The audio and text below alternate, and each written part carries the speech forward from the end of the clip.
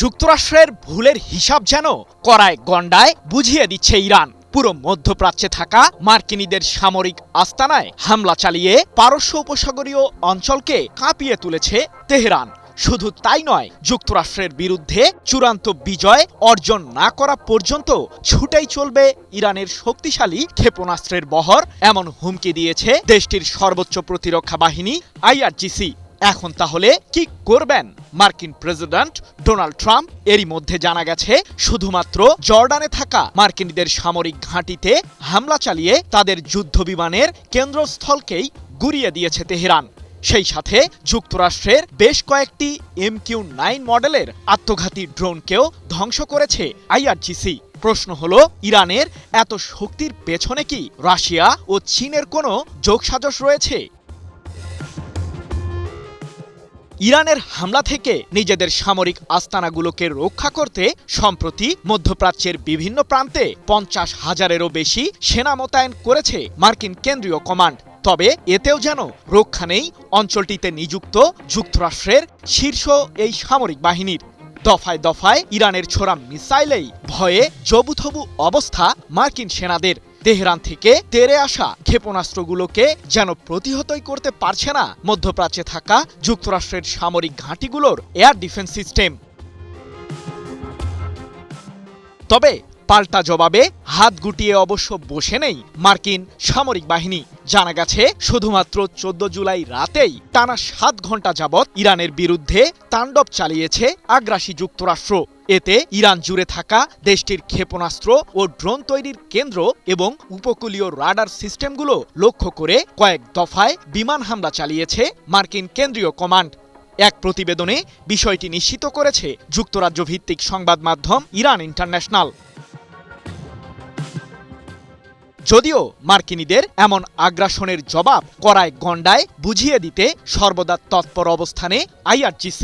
যুক্তরাষ্ট্রের বিরুদ্ধে চূড়ান্ত বিজয় না আসা পর্যন্ত থামবে না ইরানের ক্ষেপণাস্ত্রের বহর, এমনটি জানিয়ে এক বিবৃতিতে দেশটির সর্বোচ্চ প্রতিরক্ষা বাহিনীটি বলেছে, মধ্যপ্রাচ্যে থাকা মার্কিন ঘাঁটিগুলোর বিরুদ্ধে আমাদের হামলা চলবেই।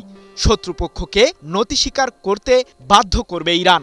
15 জুলাই এক প্রতিবেদনে এমন তথ্যই জানিয়েছে রাশিয়ার রাষ্ট্রীয় সংবাদ মাধ্যম তাস। কিন্তু প্রশ্ন হলো, যুক্তরাষ্ট্রের বিরুদ্ধে হামলা চালিয়ে কি ধরনের সফলতা অর্জন করছে ইরান? ইরানের সামরিক শক্তি প্রসঙ্গে হয়তো খুব একটা ভালো ধারণা ছিল না মার্কিন প্রেসিডেন্ট ট্রাম্পের। তাই তো আঙুল উঁচিয়ে যুক্তরাষ্ট্রকে তেহরান বুঝিয়ে দিচ্ছে যে সঠিক রণকৌশল আর জনগণের সমর্থন থাকলে যে কোনো সামরিক শক্তিধর রাষ্ট্রকেই যুদ্ধে ঘায়েল করা সম্ভব। সে লক্ষ্য বাস্তবায়নে ইরানের অ্যারোস্পেস ফোর্স জর্ডানের আজরাক শহরে অবস্থিত যুক্তরাষ্ট্রের সামরিক ঘাঁটিতে জোরদার হামলা চালিয়েছে। আর এতেই মার্কিন সামরিক বহরের অন্যতম শক্তিশালী যুদ্ধবিমান F-15, F-16 এবং F-35 এর কেন্দ্রস্থলকেই গুঁড়িয়ে দিয়েছে তেহরান। পাশাপাশি ওই সামরিক আস্তানায় থাকা বেশ কয়েকটি MQ-9 মডেলের আত্মঘাতী ড্রোনও ধ্বংস করেছে ইরান। মূলত অপারেশন নাসর 2 এর 6ষ্ঠ ধাপের অংশ হিসেবেই এই বিধ্বংসী হামলা চালিয়েছে IRGC। পৃথক এক প্রতিবেদনে বিষয়টি নিশ্চিত করেছে সংবাদ মাধ্যম ইরান ইন্টারন্যাশনাল। এদিকে হরমুজ প্রণালীতে ইরানকে ঘায়েল করতে সম্প্রতি যে কোনো ধরনের জাহাজ চলাচলের উপর 20% শুল্ক আরোপের ঘোষণা দেন মার্কিন প্রেসিডেন্ট ট্রাম্প। মূলত বৈশ্বিক এই সামুদ্রিক করিডোর দিয়ে নিরাপদে জাহাজ চলাচলের জন্যই এমন পদক্ষেপ নেওয়ার ঘোষণা দেন যুক্তরাষ্ট্রের শাসক। তবে তেহরানের কড়া অবস্থানের কারণে নিজের সেই বক্তব্য প্রত্যাহার করেছেন ট্রাম্প। পাশাপাশি যুক্তরাষ্ট্রের প্রেসিডেন্টের উদ্দেশ্যে IRGC হুঁশিয়ার করে বলেছে, এই অঞ্চলে মার্কিনীদের অপকর্মের অবসান না হওয়া পর্যন্ত হরমুজ প্রণালী বন্ধ থাকবে। যুক্তরাষ্ট্র মূলত নিজেদের পরাজয় এবং সামরিক অক্ষমতা ঢাকার জন্য আমাদের দেশের বিরুদ্ধে নিষ্ফল হামলা চালাচ্ছে।